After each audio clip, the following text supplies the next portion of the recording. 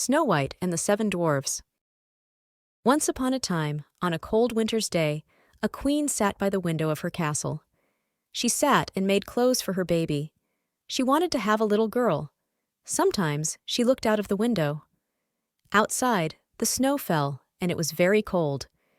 Suddenly, she pricked her finger with her needle, and 3 drops of red blood fell from it. "Red is a beautiful color," she thought. Then she looked at the dark black wood of the trees outside and at the white snow. "My little girl will be very beautiful," thought the queen. "She will have skin as white as snow, hair as black as those trees, and cheeks as red as blood." Soon the queen had her baby, a little daughter, and the little girl had skin as white as snow, hair as black as trees in winter, and cheeks as red as blood. "Oh, dear little child," said the queen, "you are very beautiful. I will call you Snow White." She loved the little girl very much. But when Snow White was only 2 years old, a very sad thing happened. The queen was very ill, and she died. After a few years, Snow White's father, the king, married again. His new queen was beautiful, but she was also nasty and unkind. She thought that she was the most beautiful woman in the country. "And I will always be the most beautiful woman in the country," she said. The new queen looked at Snow White. She saw that the little girl was very beautiful, and she was jealous. She saw the light in Snow White's eyes, and she wanted to kill her. The new queen had a magic mirror. Every day she stood in front of it and asked, "Mirror, mirror, on the wall, who is the most beautiful of all?" The mirror always answered, "You are, queen." But one day, when she asked this question, the mirror answered, "Of all the women who stand tall, you, queen, are the most beautiful of all. But listen now, for this is true. Snow White is more beautiful than you." The queen was very angry. "When I see Snow White, I am ill," she said. "She must die. I never want to see her face again." She gave some money to a huntsman and said to him, "Take Snow White into the forest and kill her. Do this or you will die. Go, be quick, bring me back her heart, then I will know that she is dead." The huntsman did not want to do it, but he was afraid. So he took Snow White, and together they walked into the forest. He put his hand on his knife 3 times, but each time Snow White turned and looked at him, and he could not kill her. At last the huntsman said, "Listen, Snow White. The queen said that I must kill you, but I can't do it. Run, Snow White, run far away into the forest, and do not come back to the castle." Then the huntsman killed a deer and took its heart. "I will take this deer's heart back to the queen," he thought, "and I will tell her that Snow White is dead." Snow White was alone and lost. She ran through the forest. She ran all day. Now it was late, and she was afraid. The forest was full of strange noises. She knew that there were wild animals there, but they did not come near her. At last, Snow White came out of the forest. She saw a mountain, and at the foot of the mountain she saw a little house. "I'll go and knock on the door," she thought. "Then perhaps a kind person will help me." "Hello," she called. But there was no answer. It was almost dark now, so she opened the door. Inside, the furniture was very small, and there were 7 of everything, 7 little chairs and 7 little beds. There were 7 little cups on the table, and 7 plates of food. "Perhaps 7 little children live here," thought Snow White. "But where are they?" Snow White was very hungry, but she didn't want to take someone's dinner. So she ate a little from each plate, and she drank a little from each cup. Then she went upstairs and fell asleep on 3 of the little beds. The house belonged to 7 dwarfs. Every day the dwarfs went to the mountain and looked for gold. That night they finished their work and came home. "Someone has eaten from our plates and drunk from our cups," said one. "Perhaps it was a mouse," laughed the others. "Come on, let's take off our boots and sit down to eat." Then the youngest dwarf called from upstairs, "Come quickly, everybody, come and see.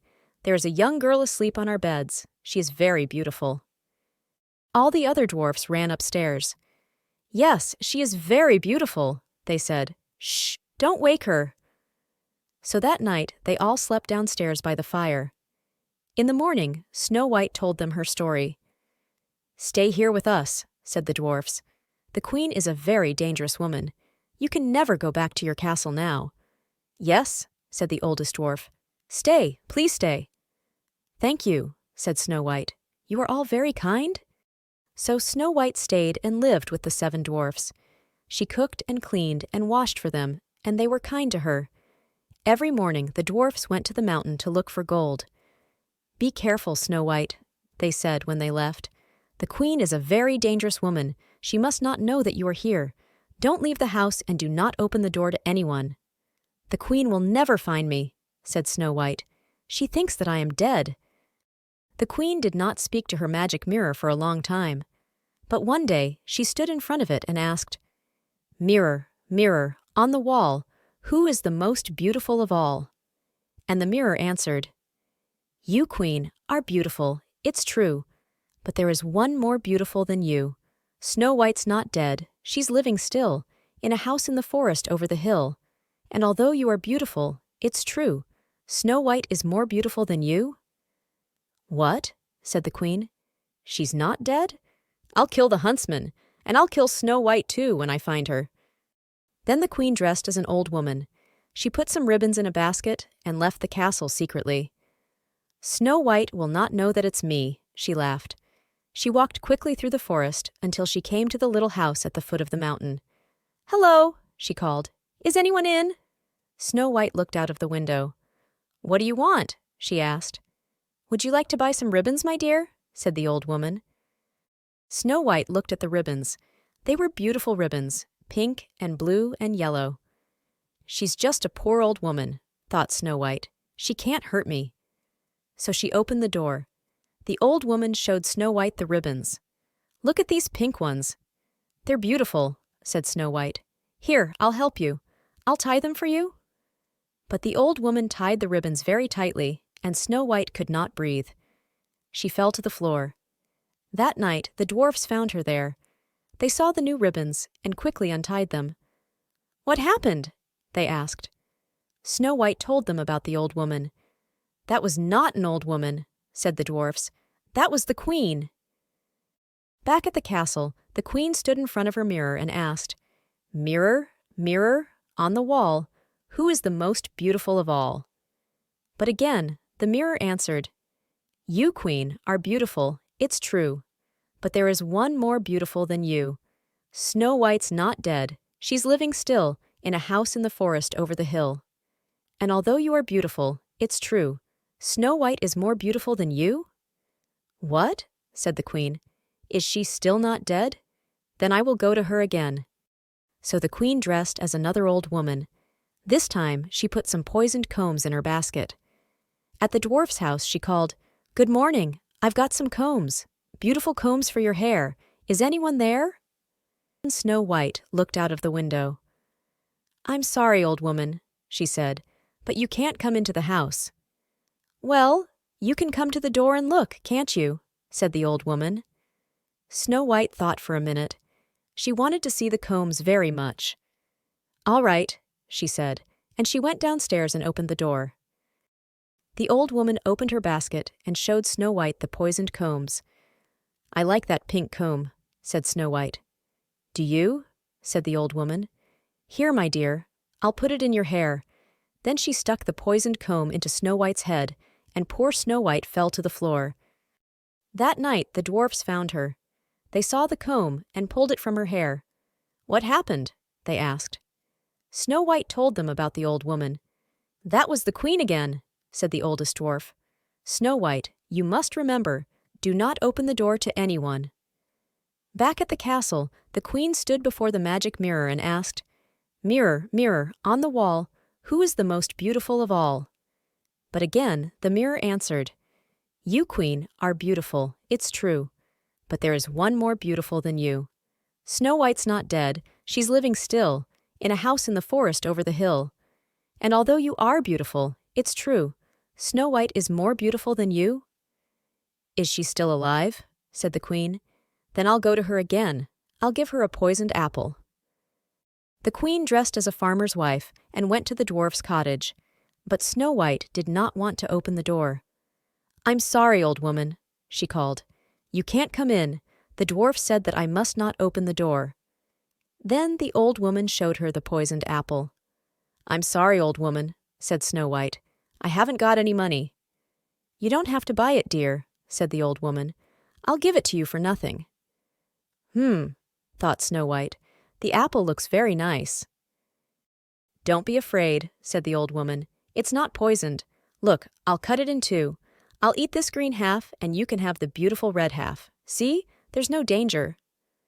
"All right," said Snow-White. "Thank you, old woman." And she took the red half and began to eat. But when the first piece of the poisoned apple was in her mouth, she fell to the floor. "Ha!" laughed the old woman. "Goodbye forever, Snow-White." Back at the castle, the queen asked her mirror, "Mirror, mirror, on the wall, who is the most beautiful of all?" And now at last the mirror answered, "You are, queen." That night, the dwarfs returned and found Snow-White on the floor. They tried to wake her, but she did not move or open her eyes. "This time she is dead," said the oldest dwarf. "She is gone from us forever." For 3 days and nights the dwarfs sat by Snow-White. They knew that she was dead, but they did not want to bury her. "She looks as if she is only asleep," they said. "We can't bury her in the ground." So they made a glass box, put Snow-White in it, and carried her up the mountain. "She can lie here," said the oldest dwarf. "Then we can come and see her every day." On the side of the box, the dwarfs wrote in gold, "Here lies Snow-White, the daughter of a king, and one dwarf always sat with her, day and night." Time went by, but Snow-White's skin was still as white as snow. Her cheeks were still as red as blood, and her hair was still as black as trees in winter. Then one day, a prince came by with some friends. When he saw Snow-White, he fell in love with her at once. "I want to take her with me," he said to the dwarf. "I will give you anything." "No," said the dwarf. "Snow-White belongs to us." But the prince asked again and again, "Can I take her with me? Please." At last the dwarf said, "Wait here. I will go and get my brothers." Then all the dwarfs came and stood in front of the prince.